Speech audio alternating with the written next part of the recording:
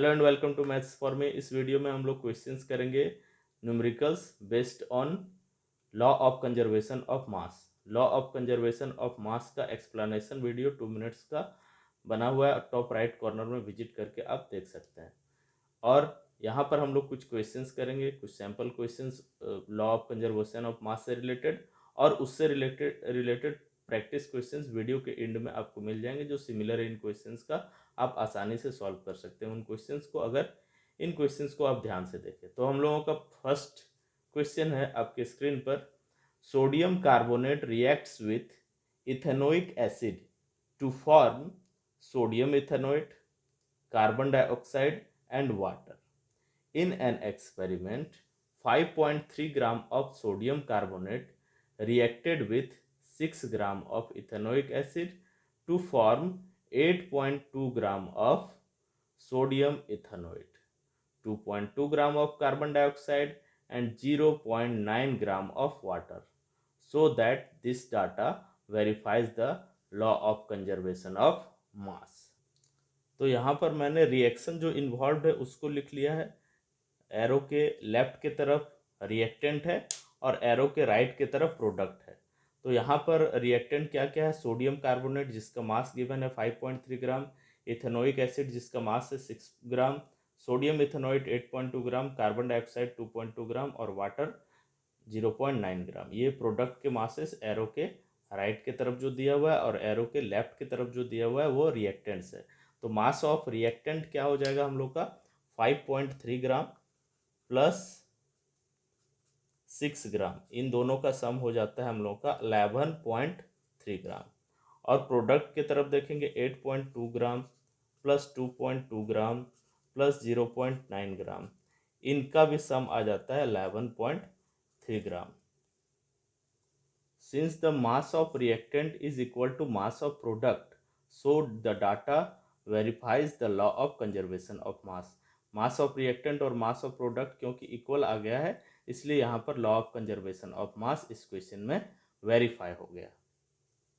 Next question हम लोगों का है, नेक्स्ट क्वेश्चन है 17 gram of silver nitrate is allowed to react with sodium chloride and resulted in the formation of 14.3 gram of silver chloride and 8.5 gram of sodium nitrate। What is the mass of sodium chloride if law of conservation of mass is true। अगर law of conservation of mass true है तो 17 ग्राम silver nitrate अगर react करता है sodium chloride के साथ और जो रिजल्ट मिल रहा है उससे क्या फॉर्म कर रहा है, 14.3 ग्राम 35 ग्राम सिल्वर क्लोराइड और 8.5 ग्राम सोडियम नाइट्रेट। तो अगर बोला जा रहा है कि लॉ ऑफ कंजर्वेशन ट्रू है तो मास क्या होगा सोडियम क्लोराइड का। तो यहाँ पर हम लोग सबसे पहले एज्यूम कर लेंगे कि सोडियम क्लोराइड का मास x ग्राम है। Let the mass of sodium chloride भी x ग्राम। रिक्वायर्ड रिएक्शन हम लोग के पास हो जाएगा sodium chloride plus silver nitrate gives sodium nitrate plus silver chloride. ये रिएक्शन आपको क्वेश्चन में ही मिल जाएगा।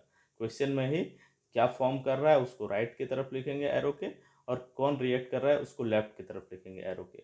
तो सोडियम क्लोराइड को हमने एज्यूम किया कि इसका मास x ग्राम है।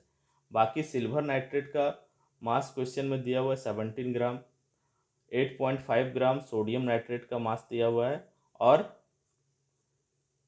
14.35 ग्राम मास दिया हुआ है, 14.35 ग्राम मास दिया हुआ है सिल्वर क्लोराइड का। तो मास ऑफ रिएक्टेंट और मास ऑफ प्रोडक्ट दोनों ही हम लोग निकालेंगे ऐड यहाँ पर ऐड करके। तो मास ऑफ रिएक्टेंट हम लोग का हो जाएगा जो एरो के लेफ्ट की तरफ है, यानी x और 17 का सम, x प्लस 17 ग्राम, और मास ऑफ प्रोडक्ट हो जाएगा 14.35 प्लस 8.5 ग्राम। दोनों को अगर हम लोग ऐड कर देते हैं तो वैल्यू आ जाता है 22.85 ग्राम। तो अगर ये ट्रू है, लॉ ऑफ कंजर्वेशन ऑफ मास को फॉलो करता है, तो मास of reactant mass of product के इक्वल होना चाहिए और एक सिंपल सा लीनियर इक्वेशन बन जाएगा जिसको हम लोग सॉल्व करके x का वैल्यू निकाल सकते हैं कुछ इस तरह से।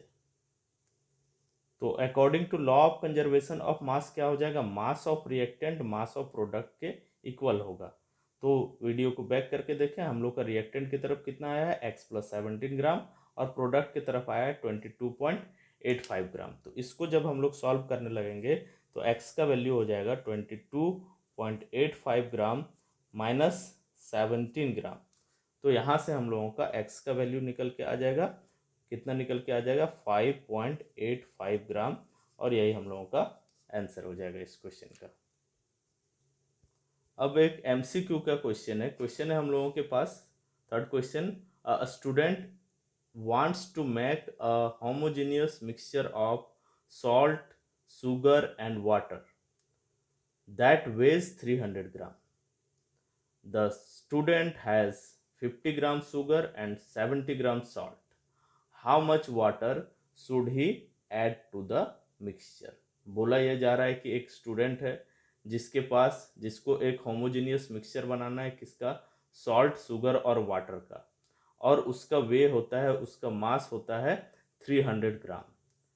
तो स्टूडेंट के पास अगर 50 ग्राम शुगर है, 70 ग्राम सॉल्ट है, तो वाटर वो कितना ऐड करेगा। तो यहाँ पर भी लॉ ऑफ कंजर्वेशन ऑफ मास के अकॉर्डिंग हम लोग इस क्वेश्चन को सॉल्व करेंगे।